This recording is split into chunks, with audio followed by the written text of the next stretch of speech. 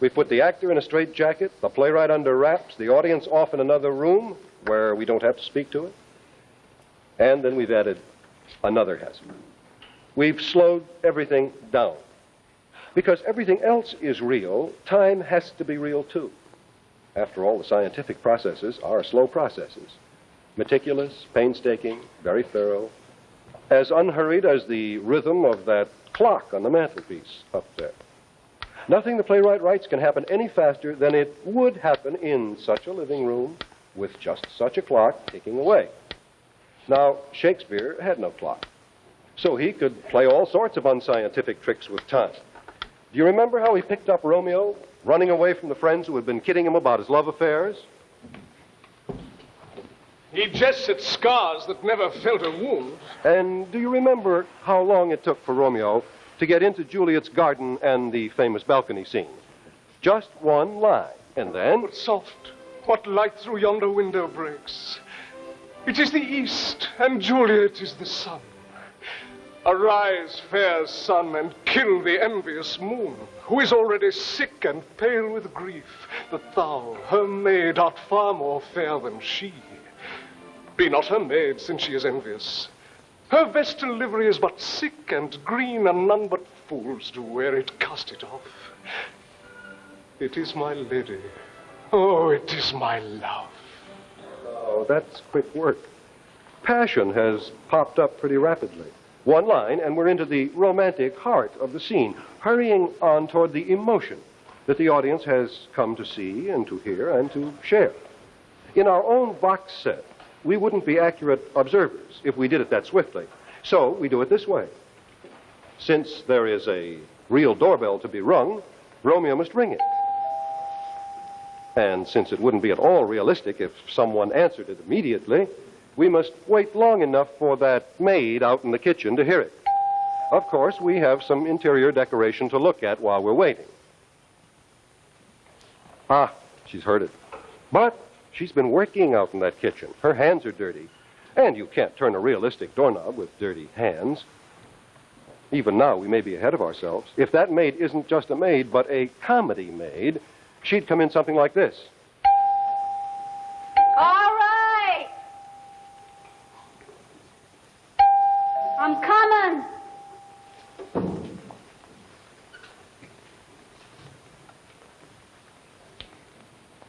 But eventually she makes it.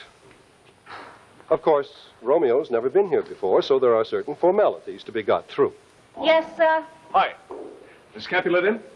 I don't know. I'll see. Whom shall I say is calling? Just say Muddy. Now, Romeo has a coat on, because that's real weather outside. And this is a real house with a real clothes closet, so... May I take your coat? Yeah, sure. Thanks. Do you hear that clock ticking? It's keeping constant watch over us.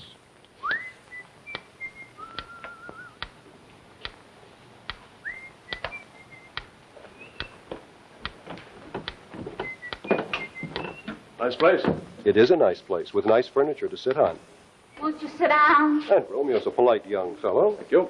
I'll call her. We're not really missing a beat, are we? Now, we don't suppose for a minute that Juliet is waiting right at the top of the stairs, ready to bolt on down. That would be extremely forward of her. So we're going to have to allow a little time for the maid to find her and for Juliet to freshen her makeup a bit. But Romeo need not be idle. There are all sorts of little observant, realistic, very natural things he can do.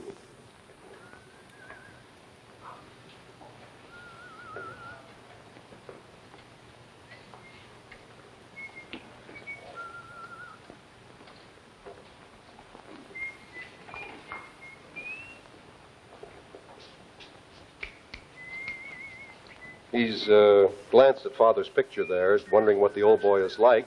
After all, this is a play about troublesome parents, and we may eventually get around to meeting them. But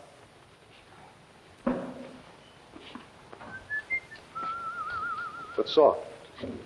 Someone's coming now. Is it Juliet? No, we've got to stick to the way it would happen. She'll be right down. Oh, thanks. But things are beginning to move now. She says, make yourself at home. Sure, thank you. Now that he's got the run of the house, he can, if he likes, look over the hi-fi.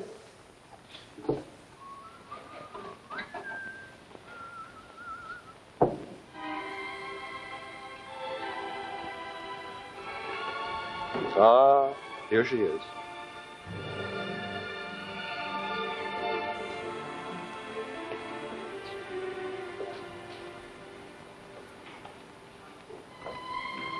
Hi. Hi. Remember that one? Could I forget? Great dance last night. The greatest. Care for a drink? I don't need one. Cigarette. Oh, I've got my own.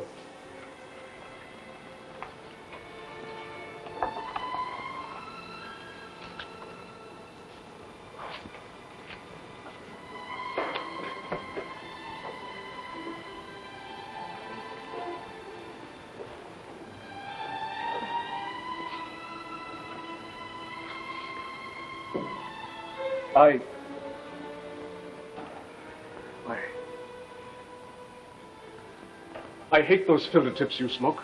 Anything else sticks to my lips. You know, shreds. Care to? Sure.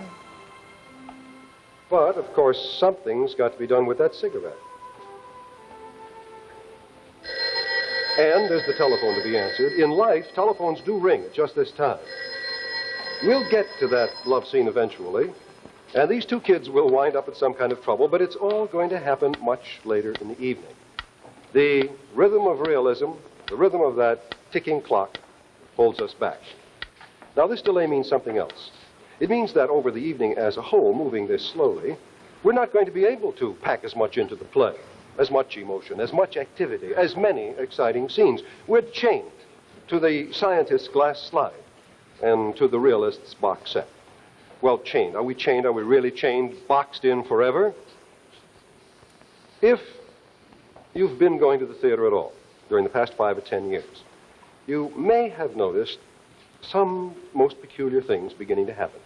Gradually, but they do seem to be happening. For instance, if you saw a play called A Streetcar Named Desire, you saw something happen to that solid back wall. From time to time in the play, it disappeared, simply vanished into thin air, so that we could see through it to the world outside, or at least to the street outside. That girl who's coming down the street, when she got around to the front door, she didn't have to ring a doorbell or wait for someone to answer it, because the doorbell and the door itself had begun to disappear.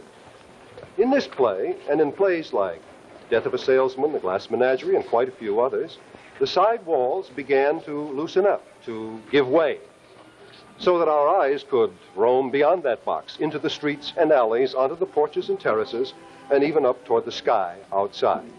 The chandelier started to take off into space, and the ceiling with it. We got Grandpa and Grandma down off the walls. Now, the minute the box began to break up, another strange thing happened. One of the actors, as in The Glass Menagerie or a light comedy like The Tea House of the August Moon, might wander out and talk to you a bit, tell you something about the plot and characters, and then join the action whenever he felt like it. These things have begun to happen, and they mean something. On the simplest theatrical level, I suppose, they mean that the actor has more places to go, more room to move in. And the movement itself may well become more vigorous, even violent. The actor can stretch his arms now, he can breathe. And this means, too, that language may possibly become somewhat more poetic, if only because the background itself has an increasing air of poetic freedom about it. Physically, it's as though the theater were trying to exhale. Well, what do these things mean philosophically? What do they tell us about ourselves, our beliefs, our new intentions? It's too early to say. We haven't got there yet. We don't know how far we're going to go. Although that stage that Joe Melziner is designing suggests we're going to go pretty far. What it looks like, maybe, is that we're going to try to make man himself a little bigger, to see him a little freer, a little less dependent on those surroundings, perhaps more urgently in command of his situation. If, for a long time, we tended to think of man as a rather helpless object under a microscope, and believed that somehow or other science was going to take care of everything, it may have become clear in these last few years that somebody is going to have to take care of science. Man may have to become bigger if he's going to survive. Well, the image that we're beginning to get of him in the theater, and this is, after all, a mirror of ourselves, suggests that he's getting ready to rise to the challenge, to stand up, shake off whatever it was oppressing him, and, for good or ill, take over, stand alone. At least that's what this new stage seems to be saying. That we intend to see ourselves, through the actors who represent us, at some height, with some freedom, astride the universe we must deal with, moving in space, fully dimensional, dynamic, dominant, charged with a new intensity. Someone once called the theater two planks and a passion, and it's a little bit now as though we were going out on the planks in search of the passion. Well, if this image that the theater begins to give us of ourselves is in any way true, it's a wonderful thing indeed.